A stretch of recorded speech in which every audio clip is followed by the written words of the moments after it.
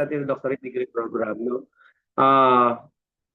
Again, statistics is the science of collecting, organizing, analyzing, interpreting, and presenting data to support decision making. No? In public administration, it transforms raw information such as budgets, no, citizen surveys, and program outputs into actionable knowledge. No? Statistics is indispensable for policy formulation, program evaluation, and evidence-based governance. No? So as what we discussed earlier, descriptive statistics summarize and present data so patterns become clear without drawing conclusion beyond the data set. No?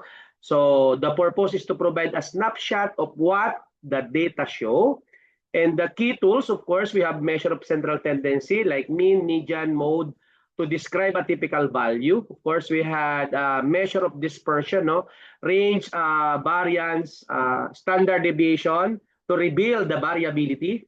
We have position and shape, no?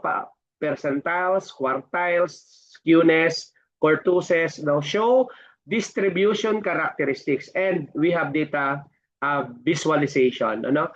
The table, the bar chart, the histogram, the pie chart, it facilitates understanding. Now, so again, as what I have mentioned, summarizing annual crime rates for all municipalities in province of Bulacan using average and standard deviation to compare performance or identify outliers.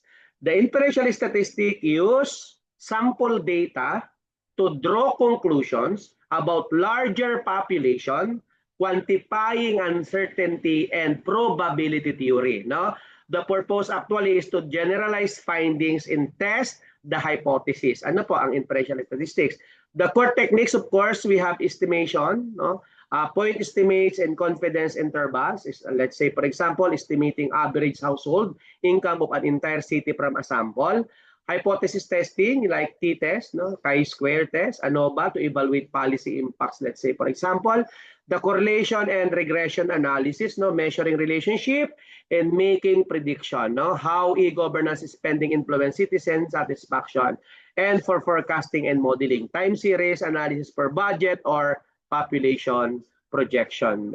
As an example, no, using a random sample of citizen satisfaction surveys to infer the overall satisfaction level of a province and test whether a new service delivery policy significantly improve ratings. No?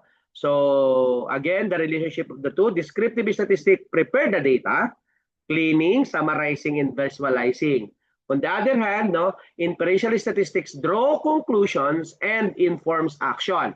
So effective governance relies on both describing current realities accurately and predicting future outcomes for policy decision.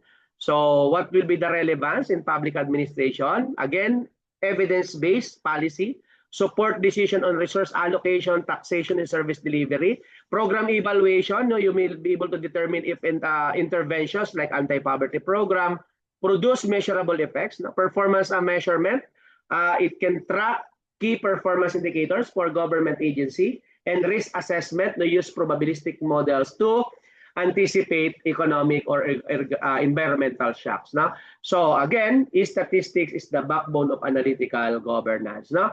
Descriptive statistics provide a clear, organized picture of existing conditions, while inferential statistics allow administrator to make predictions and test policies with scientific rigor. No, mastery of both empowers you, no, to transform data into credible evidence for strategic, transparent, and accountable decisions. So I think that's it for